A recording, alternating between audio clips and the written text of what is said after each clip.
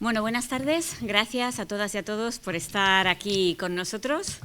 Hoy, esta tarde, que es un poquito difícil, que es un poco lluviosa, llegamos a la tercera conferencia de este ciclo organizado por ADIA, Lenguas Sapienciales, Lugares de Encuentro, una conferencia que va a ser pronunciada por una persona muy conocida nuestra, en el sentido de que ha trabajado mucho el Evangelio de San Juan y para nosotros es uno de los textos bíblicos pues, muy queridos.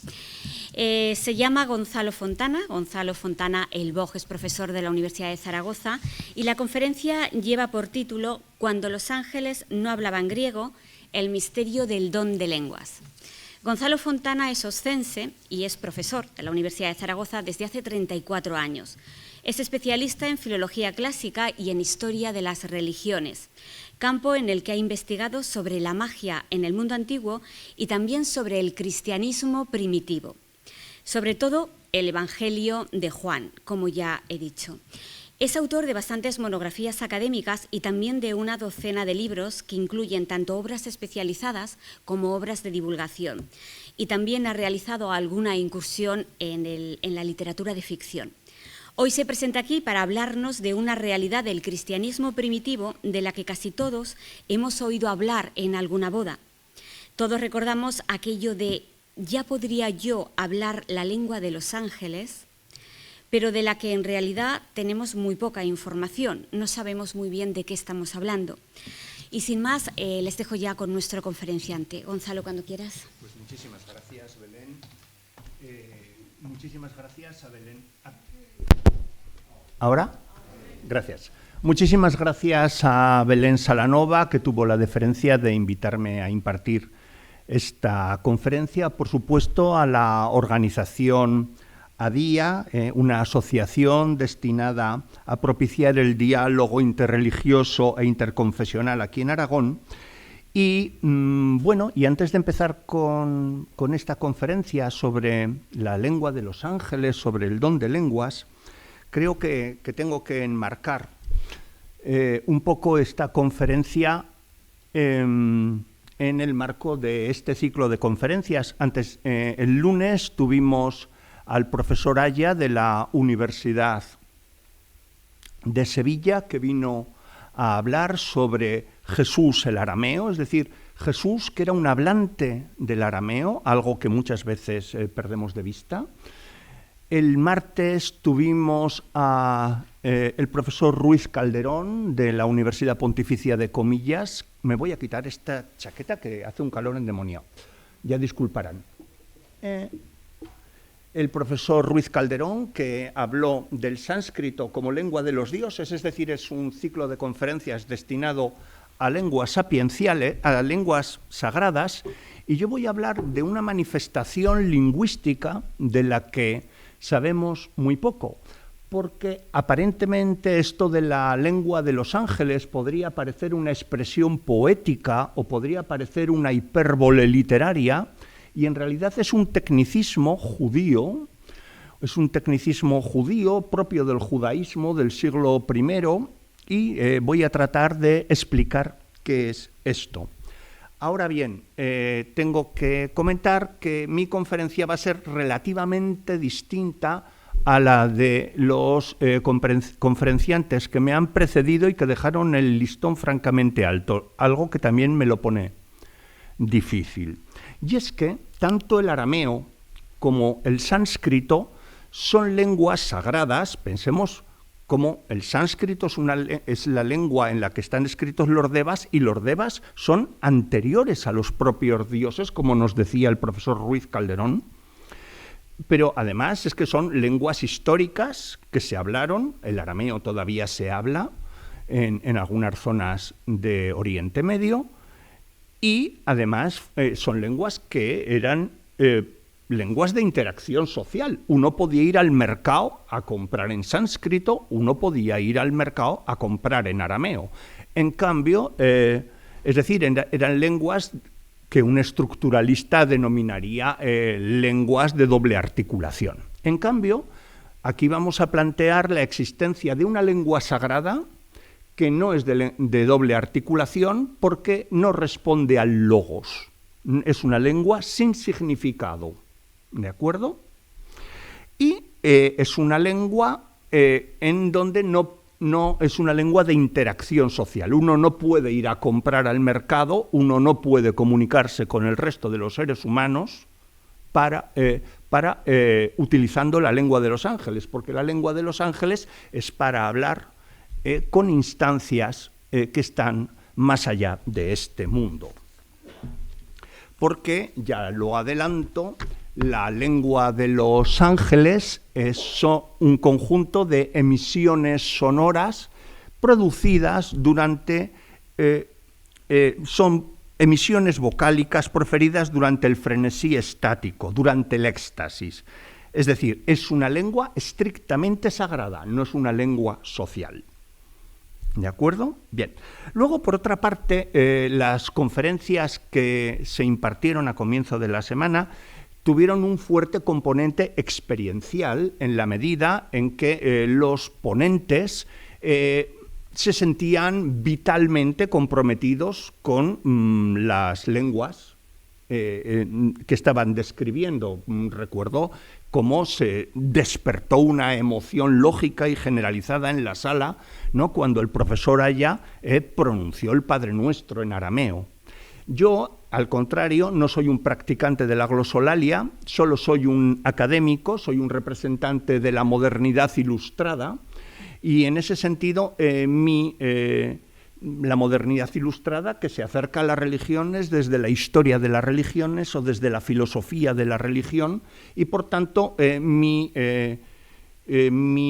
análisis no va a ser experiencial, sino que va a ser un análisis que pretende ser descriptivo, y descriptivo además de lo fenomenológico, es decir, de realidades que vivimos tejas abajo, no tejas arriba, y por tanto pues tiene unas características muy distintas. No va a ser una conferencia estrictamente de historia de las religiones por una razón, es decir, no voy a hablar estrictamente de lo que pasaba en la comunidad de Corinto a comienzos de los años 50, sino que, ¿por qué? Porque la glosolalia, ya se llame como se llame, es una realidad presente en multitud de manifestaciones religiosas que llegan hasta nuestros días, y voy a tratar de presentar algunas. Disculpen.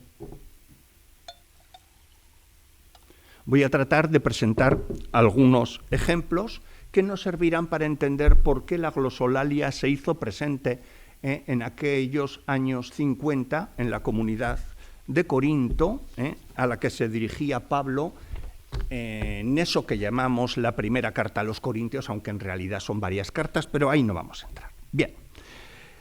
En última instancia, todo esto pretendo que al final podamos hacer alguna reflexión entre todos, porque si el sánscrito es la lengua de los dioses, aquí con la lengua de los ángeles, con una lengua sin logos, con una lengua que no tiene un significado concreto, pues nos ponemos en una zona liminar, en una zona límite que abre al hombre a una zona, al ser humano, a una zona de trascendencia. Pero me gustaría que eso lo comentáramos entre todos. Como nos decía Belén al comienzo de la amable presentación,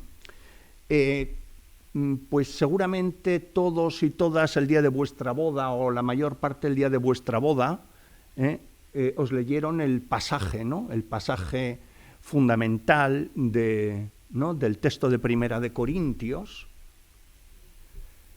Aunque hablara las lenguas de los hombres y de los ángeles, si no tengo caridad, soy como bronce que suena o címbalo que retiñe. Ya digo, esto no es una figura literaria. Lengua de los ángeles es un tecnicismo judío que hace alusión a las emisiones vocálicas producidas durante el éxtasis. Y, es decir, es uno de los dones del Espíritu Santo. ¿Se me oye bien? Muy bien, gracias. Es uno de los dones del Espíritu Santo, pero resulta que, según dice Pablo de Tarso, una consideración histórica, estas cartas a los corintios son escritas en el año 52. Jesús de Nazaret ha muerto crucificado en Jerusalén en torno al año 30, 32, 33. No sabemos bien la fecha. 20 años después, lo que había sido el movimiento mesiánico, un movimiento mesiánico predicado en los caminos polvorientos de Galilea, se ha transformado en una religión de salvación y se está predicando en griego en los principales puertos del Mediterráneo. Eso da noticia de la rapidísima expansión del cristianismo, porque es que en el año 57-58 se está escribiendo la carta a los romanos. ¿De acuerdo? Eso hay que tenerlo en cuenta. Pero lo que nos dice Pablo es que esto del don de lenguas es un don de muy poca categoría.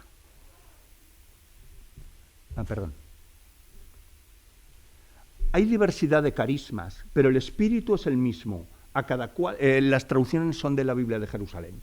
Pero a cada cual se le otorga la manifestación del espíritu para provecho común, porque a uno se le da por el espíritu palabra de sabiduría, a otro palabra de ciencia según el mismo espíritu, a otro fe en el mismo espíritu, a otro carismas de curaciones en el único espíritu, a otro poder de milagros, a otro profecía, a otro discernimiento de espíritus, a otro, el último de todos, diversidad de lenguas, a otro don de interpretarlas.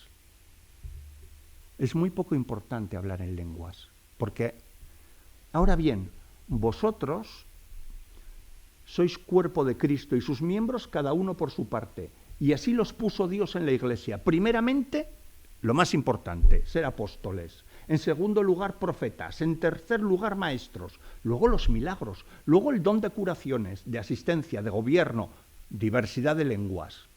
¿Acaso son todos apóstoles? Aspirad a los carismas superiores. No aspiréis a quedaros con un carisma de tercera categoría. ¿Y por qué? ¿Por qué?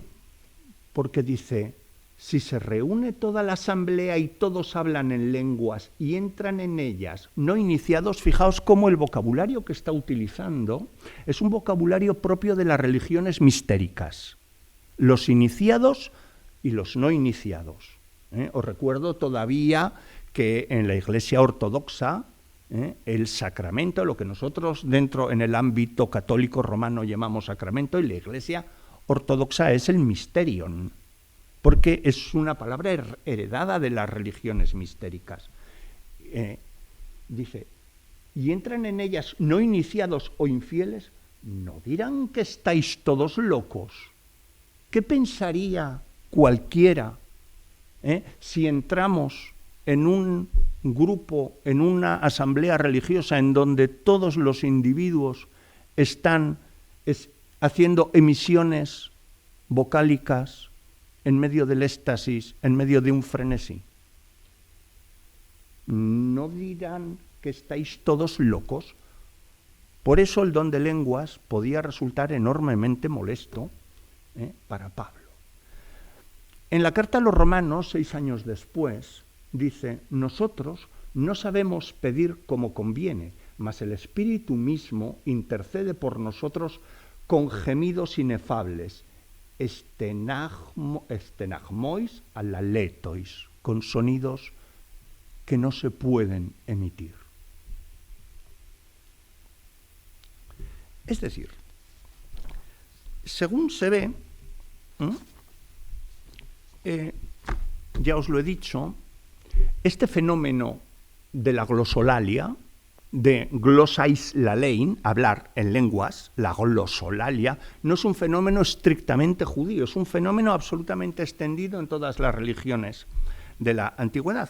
Así, en Oriente Medio se llama la lengua de los dioses y hay textos en la lengua de los dioses, se registran, se copian al profeta inspirado que habla, se copian tal cual y luego alguien lo traduce. Conservamos muchos textos en idioma de los dioses.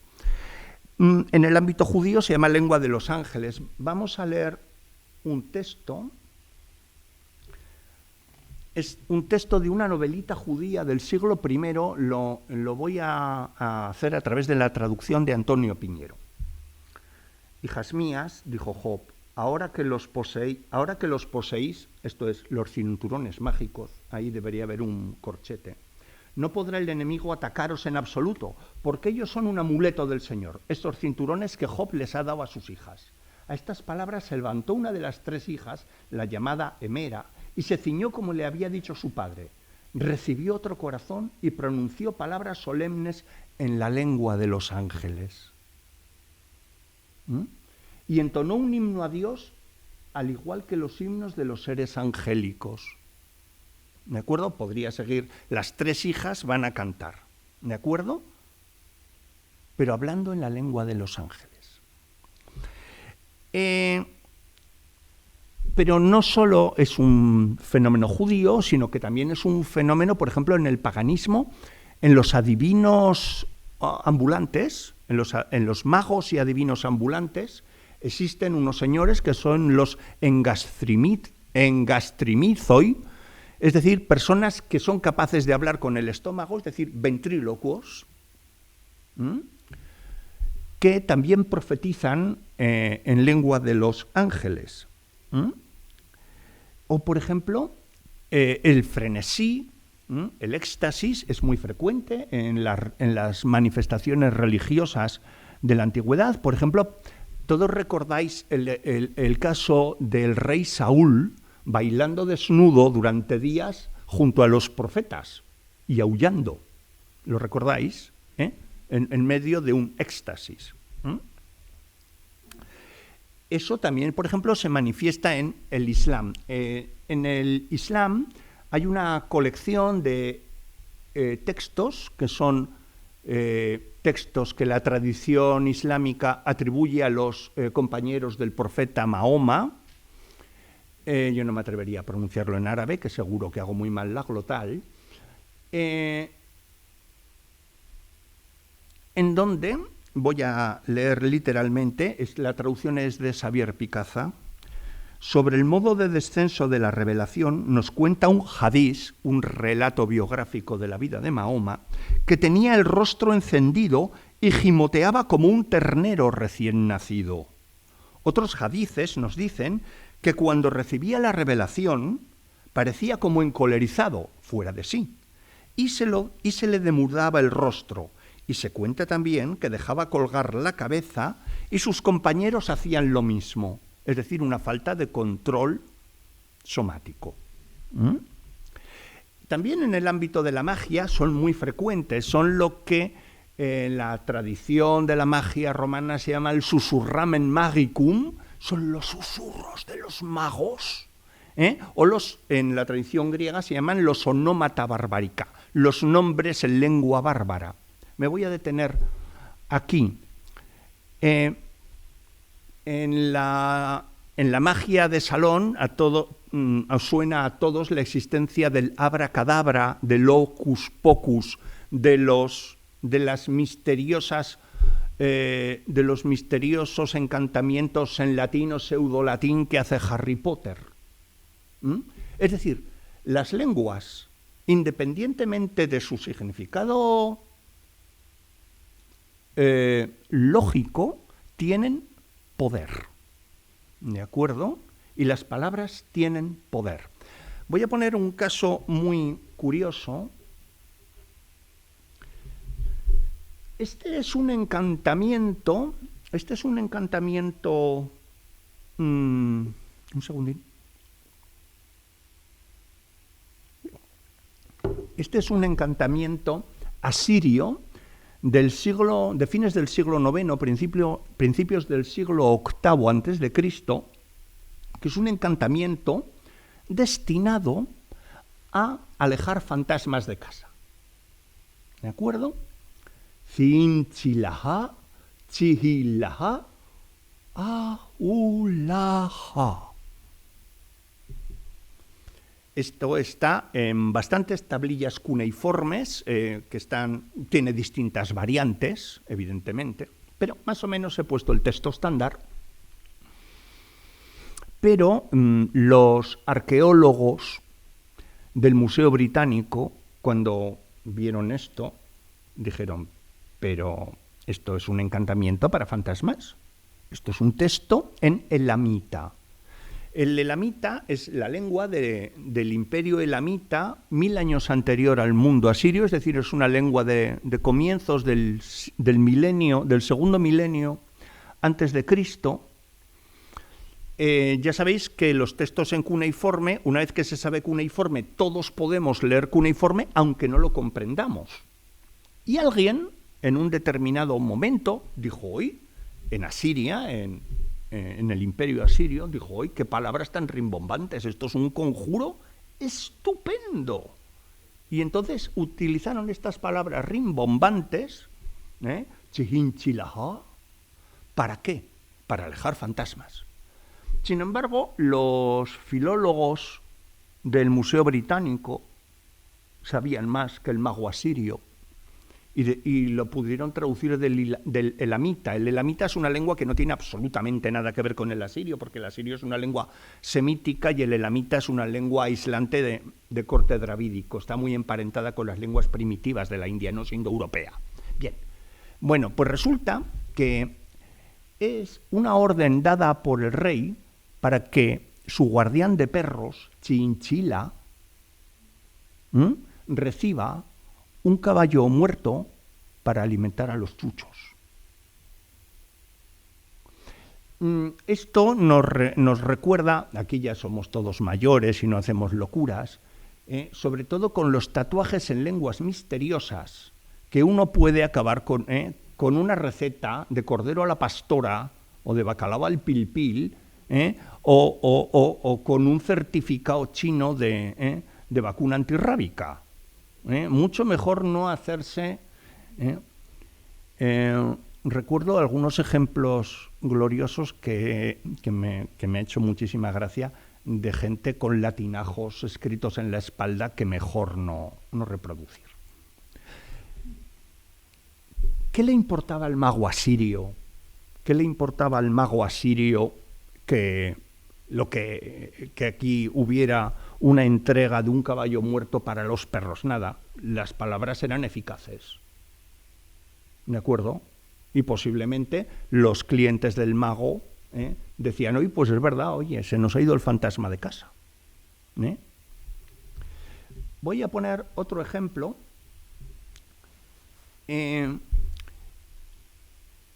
este caso es una fórmula de un papiro greco-egipcio de época imperial romana, en donde se le enseña a un niño, que es un aprendiz de mago, se le enseña a un niño a decir una serie de conjuros, y entonces, bizurara, sauemara, utrur, marrur, ¿qué significa? No tenemos ni idea. No tenemos ni idea. A saber de dónde salen esas palabras, pero son palabras con poder, palabras eficaces.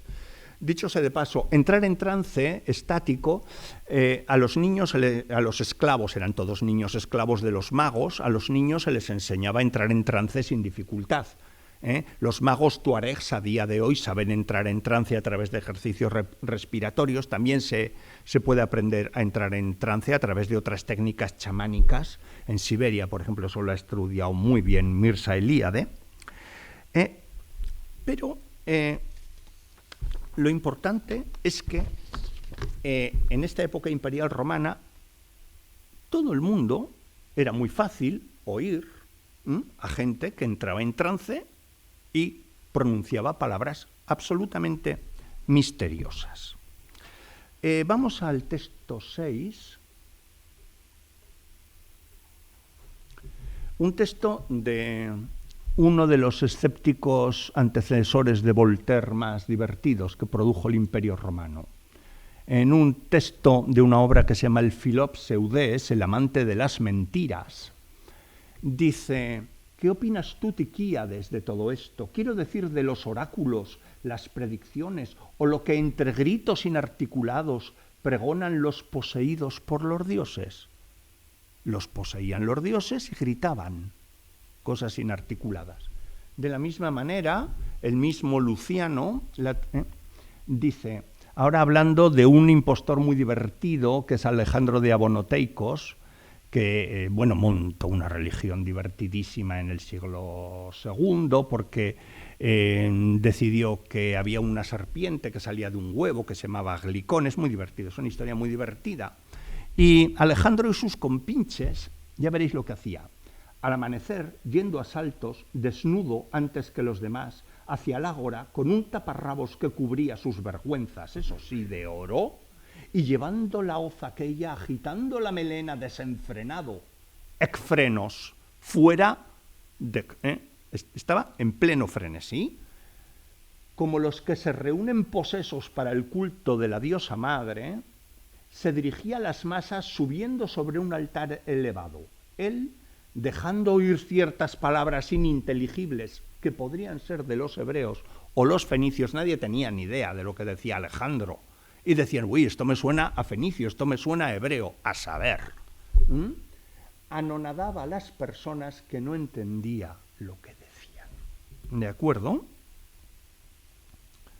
De hecho, en el siglo II, el don de lenguas todavía estaba vigente y presente en algunos grupos cristianos. Lo sabemos gracias a Orígenes, un importantísimo teólogo greco-egipcio. Y un momento, y dice Orígenes en el Contracelso, después de estas balandronadas, añaden una tiramira de palabras, está hablando de herejes cristianos. Después de estas balandronadas, añaden una tiramira de palabras desconocidas, desatinadas y totalmente oscuras, cuyo sentido ningún hombre inteligente pudiera hallar, pues realmente nada significan, pero a cualquier insensato o charlatán le da la mejor ocasión de entenderlas como se le antoja.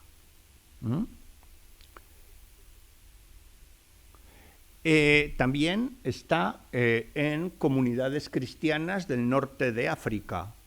Hay en nuestros días, entre nosotros, una hermana que ha sido agraciada con, en este caso Tertuliano, está hablando de una mujer que habla con los ángeles, que habla lengua angélica, pero en este caso, como es de su grupo, ¿de acuerdo?, pues no es criticada, sino que es alabada.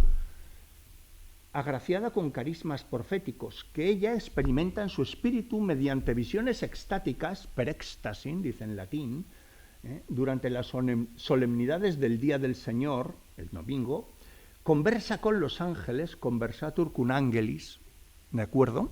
Es decir, es cierto que el don de lengua salió del circuito principal del cristianismo, pero apareció en muchas otras fórmulas cristianas y, de hecho, a día de hoy, hay comunidades cristianas que todavía se siguen expresando y siguen teniendo en el centro de su liturgia dominical manifestaciones glosolálicas.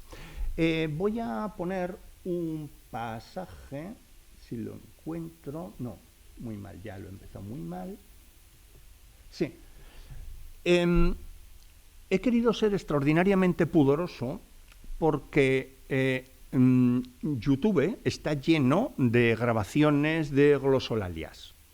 Entonces, podría haber puesto alguna sumamente espectacular, pero eso podría inducir a la risa y en última instancia la glosolalia es una manifestación religiosa legítima y no vamos aquí a utilizar a las personas.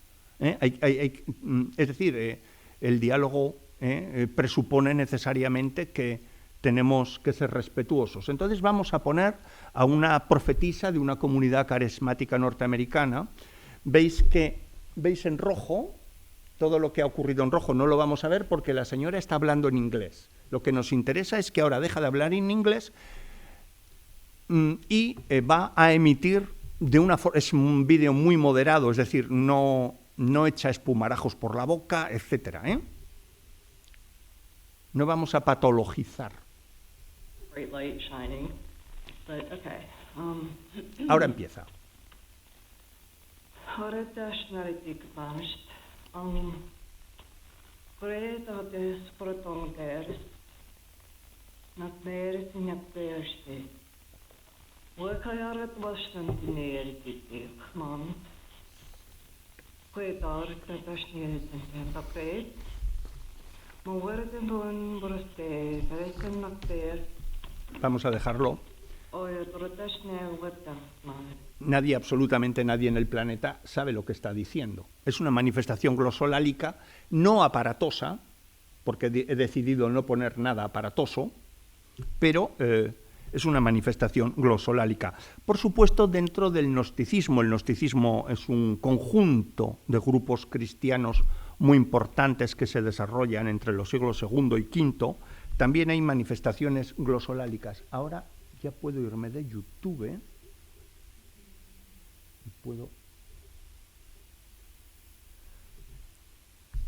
Voy a leerlo en papel porque aquí yo no soy capaz de leer.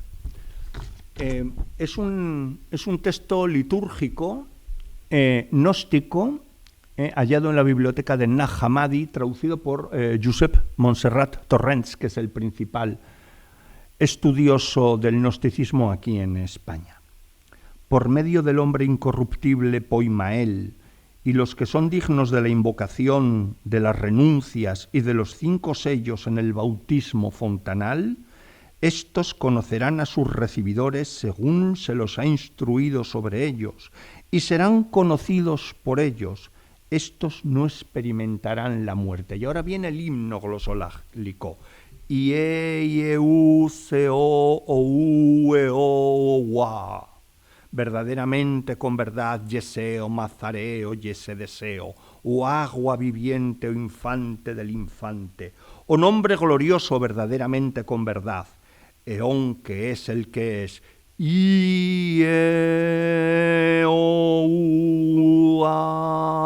no voy a seguir, ¿de acuerdo? Es una forma de entrar a través de la vocalización en el límite de la trascendencia. Ayer, antes de ayer, lo veíamos con el profesor Ruiz Calderón a través del OM, ¿verdad? Aquí estamos ante lo mismo, una forma de trascender el ámbito cotidiano de la realidad. Pero como hemos dicho, ¿y por qué se produjo en la comunidad de Corinto estas manifestaciones? Es decir, pues por una razón, porque la comunidad de Corinto es una comunidad de cristianos recién llegados a la nueva creencia. No voy a entrar en los problemas sociológicos, si acaso más adelante podamos decir algo, la mayor parte de los cuales no tienen capacidad de profetizar. ¿Qué significa profetizar? Profetizar significa crear textos en donde se trenzan textos veterotestamentarios que evidentemente en todo el Mediterráneo no se leen en la Biblia hebrea, ni tampoco en los Targumim arameos, sino que se leen en los 70, pero que la mayor parte de los nuevos creyentes no conocen.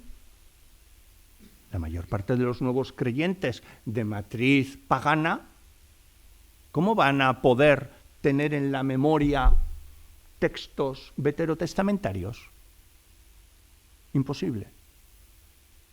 Solo conocen los textos veterotestamentarios quienes personas que han tenido una formación judía.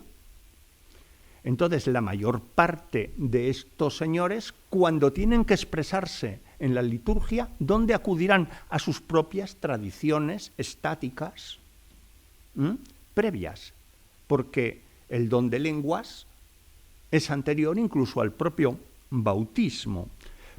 Entonces, vamos a ver dónde lo tengo.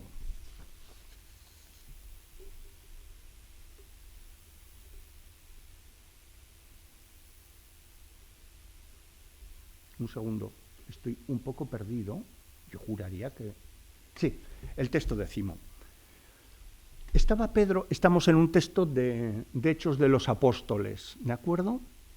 Estaba Pedro diciendo estas cosas cuando el Espíritu Santo cayó sobre todos los que escuchaban la palabra.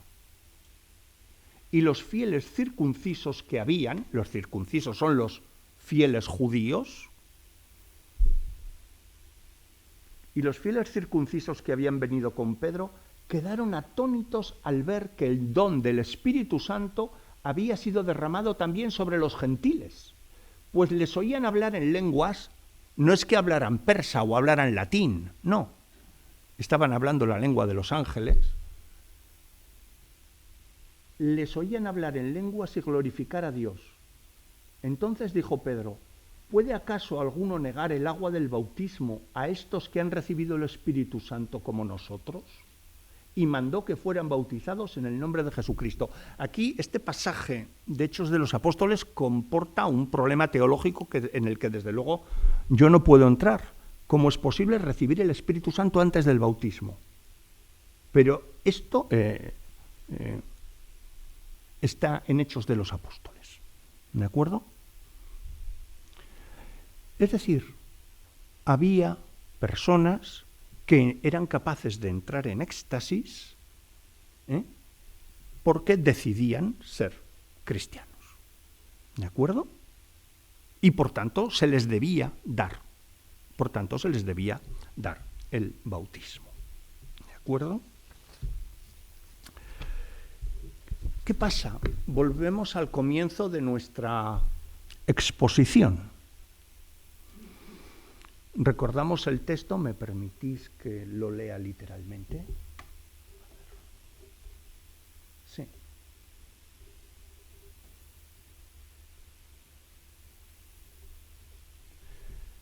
Si se reúne toda la asamblea y todos hablan en lenguas y entran en ella, no iniciados o infieles, ¿no dirán que estáis todos locos?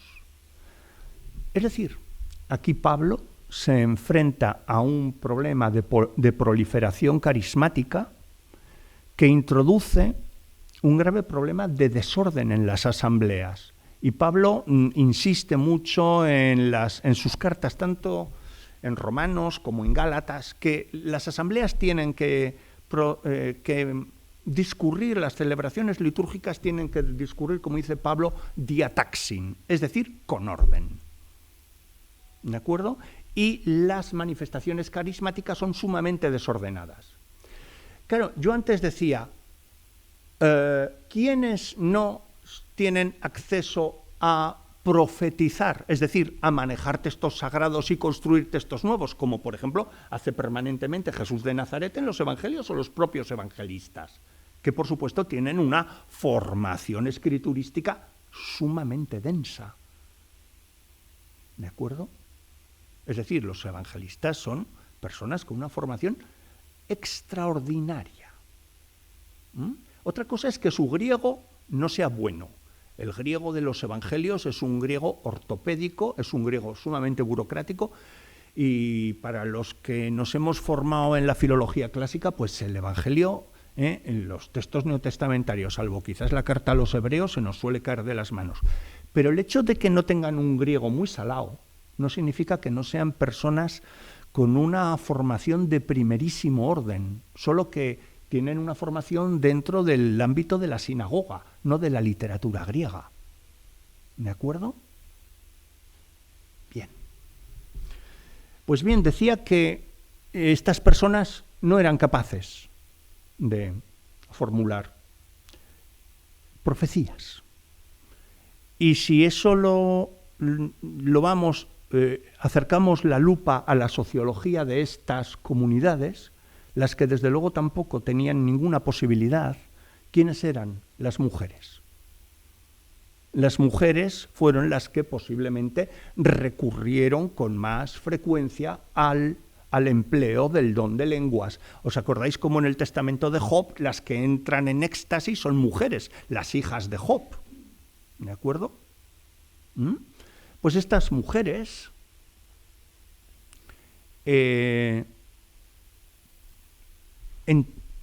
inducían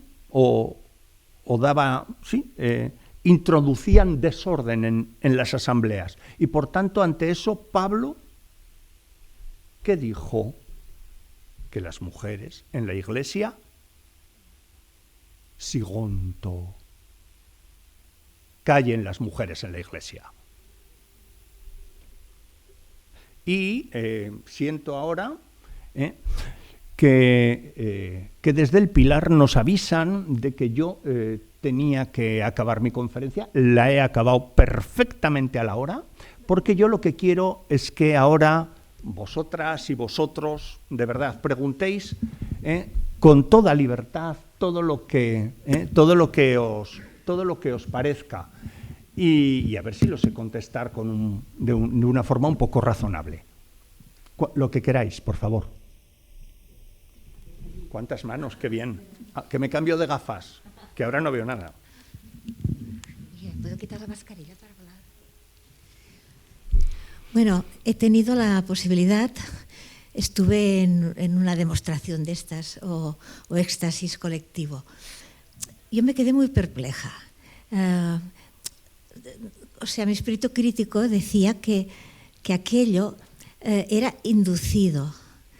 Después, cuando hablé con una persona, estamos hablando de comunidades carismáticas católicas, Bien, el que de repente la gente que estaba cantando empezara a balbucear, que no eran estas sílabas tampoco, eran... No, claro. No sé, unas cosas y unos balbuceos, vaya.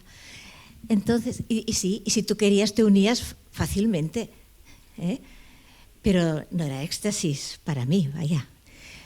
Hablando con una de estas personas, ella me dijo que había estado en una experiencia de un retiro o lo que fuera, y que había recibido el don. Y el don era que empezaron a caerse algunas personas, serían hombres y mujeres, hacia atrás, y aquello era recibir el don de la Virgen. Y yo también pensé, lo que me cuenta esta persona parece que es que la masa arrastra, alguien le da por hacer esto, y los otros se van incorporando, copiando. Bueno, no me parece, por mi experiencia y las lecturas que he tenido de mística y tal, no me parece que eso sea un éxtasis. Me parece una cosa inducida, no sé. Bueno, es decir, ahí hay hoy una pregunta a la cual yo no soy capaz de responder, sobre todo desde esta tarima de naturaleza académica, y la pregunta ¿es una experiencia religiosa genuina? No lo sé. Yo no voy a responderlo. Pues yo diría que no lo puedo afirmar, no lo puedo. Bien. O sea, está allí. Está allí. Puede ser, puede no ser, Dios sabrá. Más. Buenas tardes. Buenas tardes. Muchas gracias. He sido alumno suyo hace 3 años o por ahí y me alegra mucho verle y estar aquí. Lo que voy a decir, espero que no siente bien, pero lo siento, pero lo voy a decir. Creo que hablar de la lengua de los ángeles es simplemente una cuestión literaria. Voy a decir por qué. Porque para que exista lengua de, hace falta que haya los órganos de la fonación. Si una persona no tiene cuerdas vocales, un aire que pueda echarlo y vibrar por aquí y por allá, lo que se produce la palabra, eso no es palabra, puede ser otra cosa.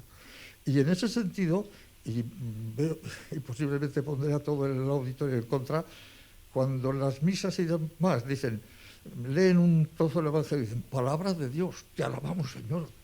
¿Cómo que palabra de Dios? Eso puede ser inspirado por Dios, pero para decir palabra de Dios, por Dios, hay que demostrar primero que Dios tiene órganos de la fonación. Entonces, a mí me parece que esto son cosas literarias y en fin, lo siento, creo que habrá quedado bastante clara mi sin duda, de una forma meridiana. meridiana. Muchas gracias. ¿Más? Buenas tardes. Por lo que ha dicho, deduzco que la transmisión textual ha sido capaz de trasladarnos hasta hoy manifestaciones transcritas en lenguaje escrito de pronunciamientos fónicos de muchas épocas de lenguas de los ángeles diversas. Sí. Mi pregunta es, estudiando esas manifestaciones transcritas que nos ha llegado, ¿la lógica de la formación de las palabras y las frases es una lógica lingüística? En absoluto. No tiene ninguna lógica lingüística porque no responden a lo que un estructuralista llamaría una lengua de doble articulación. Vale. No responde a ninguna lógica lingüística. Están en otra zona de la existencia. Más. Hay una persona allá al fondo. Había una ahí. Allá al fondo. Ah, muy bien, muy bien.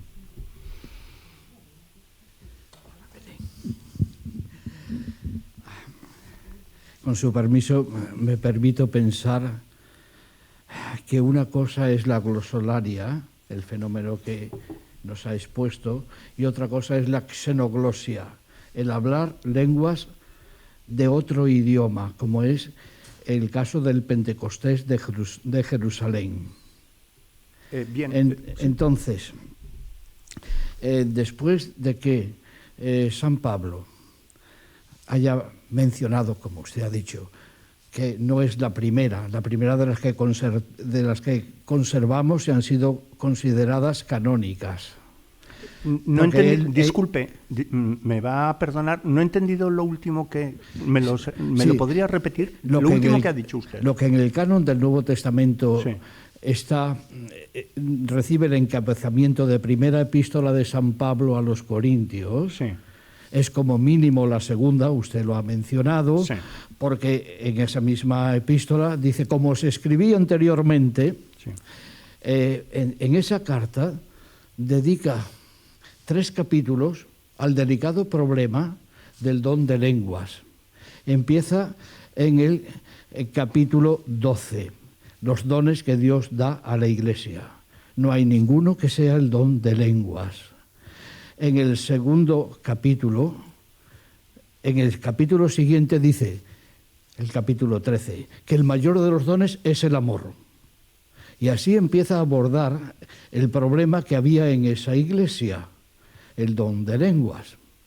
Que él, tan autoritario que decimos que es Pablo, tan categórico, es más tolerante de lo que nosotros creemos. Porque después de exponer de que eso quizás fuera una cuestión, como dicen diferentes cartas, 6 u 8, en otro tiempo, como estabais habituados a los ídolos, y habla de los alimentos sacrificados a los ídolos, etcétera, etcétera, lo considera un resto del pasado histórico de los creyentes cristianos habituados a los ídolos. Pero dice que de ninguna manera eso termine. Acaba ese capítulo, después de las instrucciones que le da, diciendo, a pesar de todo esto, si alguno se empeña en hablar en lengua, no se lo impidáis. La condición que otro traduzca. Que otro interprete. Que otro interprete. Por lo tanto, el mensaje ha de ser audible, meditado y aceptado. No un fenómeno de éxtasis. ¿Y cómo alcanzaban los creyentes, aquellos que recordaban la pregunta es, ¿y cómo alcanzaban el don de lenguas? La situación mental, anímica, para... En el contexto de las diferentes cartas que Pablo escribe a otras iglesias, relacionado con esos cultos dionisíacos que se celebraban en la primavera y acudían como quien va a una romería, y para ellos era una señal de aceptación divina.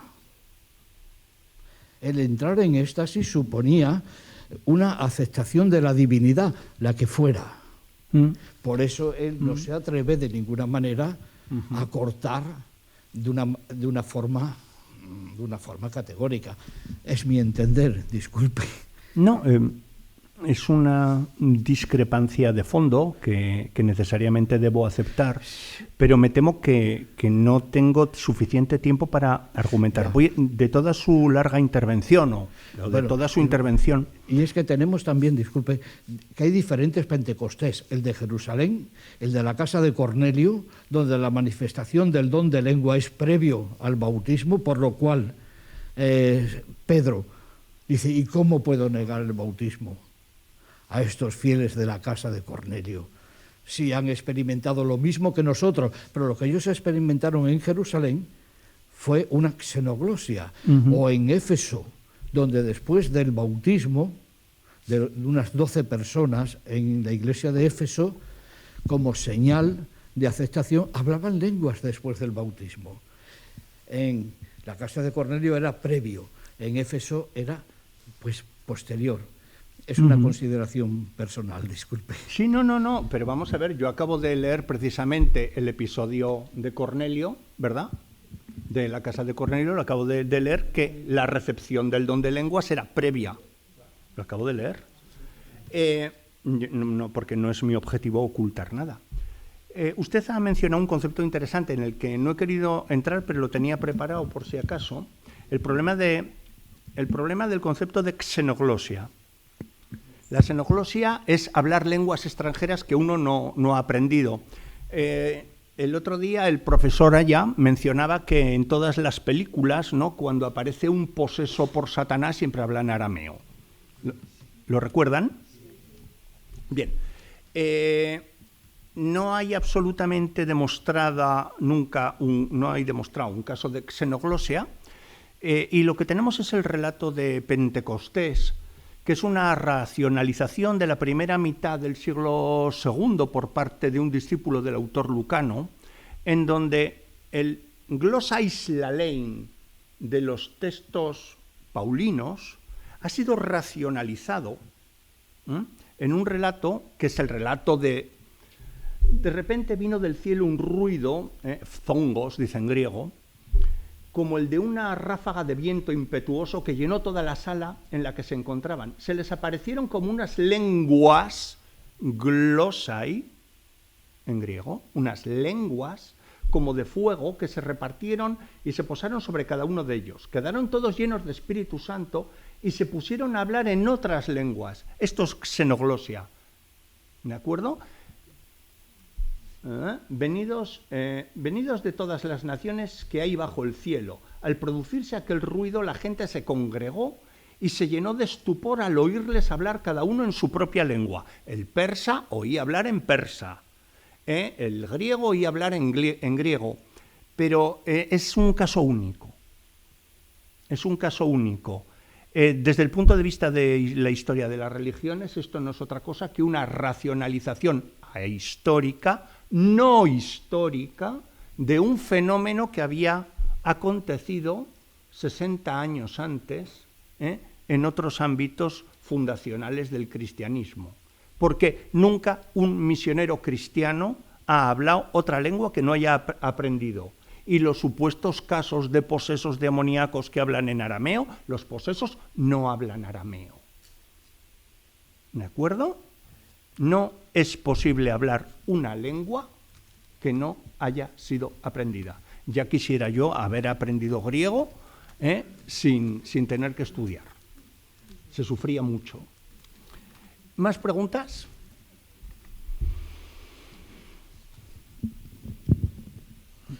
Es como primero acá hay como para mí una contradicción, ¿no?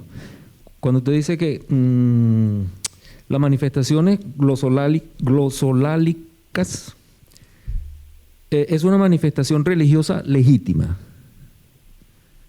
Sí. Y luego entonces la pregunta, ¿experiencia religiosa genuina?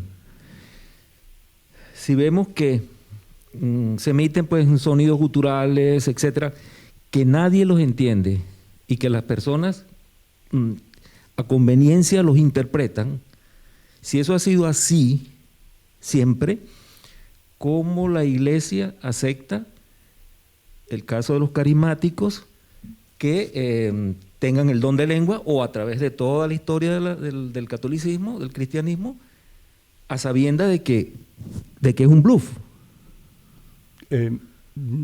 Yo no veo dónde está la contradicción, porque yo no he juzgado en ningún momento lo que está aconteciendo.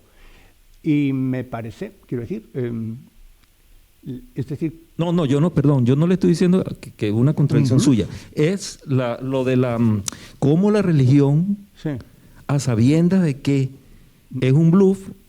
Pero pero por la religión... Vamos a ver, ¿los carismáticos pueden considerar un bluff la manifestación glosolálica? Si es una lengua que, no, como dice usted, no tiene, no responde a ninguna lógica lingüística y nadie la entiende. Vamos a ver. Vamos a distanciarnos del cristianismo.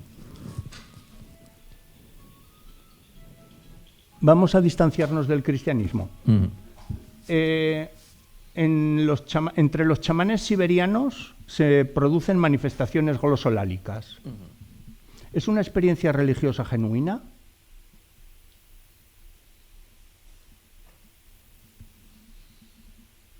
En ese ámbito de cultura y de búsqueda de la interpretación, o sea, de no poder interpretar la naturaleza, le dan es un escape, es buscar interpretarlo a través de esa manifestación. Voy a poner otro ejemplo. La sibila de Delfos se manejaba en el trípode de Apolo, se manejaba efectivamente con manifestaciones glosolálicas que luego los sacerdotes traducían a muy horribles hexámetros llenos de faltas. Plutarco se pregunta, ¿cómo es posible que Apolo hable tan mal griego? Pero bueno, los sacerdotes tenían que hacer muy deprisa los hexámetros. Es decir, es un bluff lo que hacía la pitonisa de Apolo.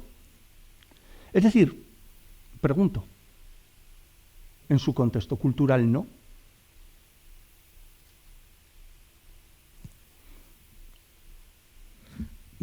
Esa es la razón por la que he utilizado el adjetivo legítimo o genuino para describir estas manifestaciones religiosas, ¿no?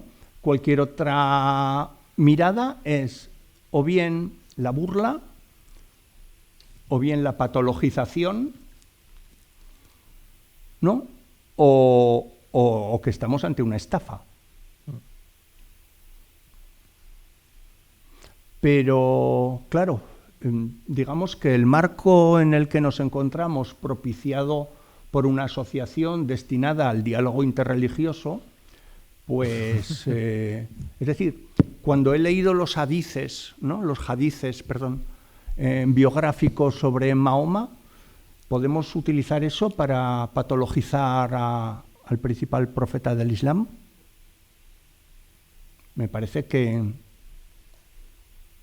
digamos, nos saldríamos algo del marco conceptual, ¿no? Que nos ha traído aquí a todos. Bueno, lo último, aquí, disculpe. En absoluto. Cuando dice que las palabras tienen poder. Sí. Entonces, el abracadabra, etcétera, etcétera. ¿Hasta qué punto eso es cierto? Pues vamos a ver. Vamos a pensar, por ejemplo, en el catolicismo, no en el catolicismo carismático, sino en el catolicismo estándar. Durante 1600 años la Iglesia Católica se ha estado expresando en una lengua arcana para la inmensa mayoría de los creyentes. Y el latín, esa lengua, el latín, lo puedo decir aquí con cierta tranquilidad porque sé de lo que hablo, es una lengua para cínicos y para abogados. ¿De acuerdo? Y sé de lo que hablo. El latín a pesar de ser una lengua no es exactamente religiosa, no tiene un espíritu religioso, porque el otro día el profesor Aya tenía muchísima razón. Hay lenguas que valen para unas cosas y lenguas que valen para otras cosas. El latín valía mucho más para el derecho que para la religión. Pero a pesar de que es poco válida para la religión, ha sido capaz de animar el misterio de la religión durante 1500 años en un contexto en donde nadie entendía una bendita palabra. El latín supo dar cuenta del misterio de Dios. Pensemos, por ejemplo, en el Corán. El Corán es un texto sagrado que está prohibido traducirlo a cualquier otra lengua. Por ejemplo, el país musulmán con mayor número de creyentes, que si no me equivoco es Indonesia, ahí no se habla árabe. Y el Corán es enormemente funcional para animar la fe legítima de los creyentes.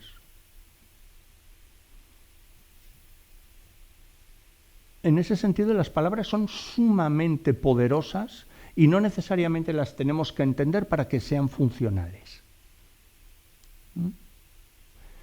Sí, había una pregunta más por aquí.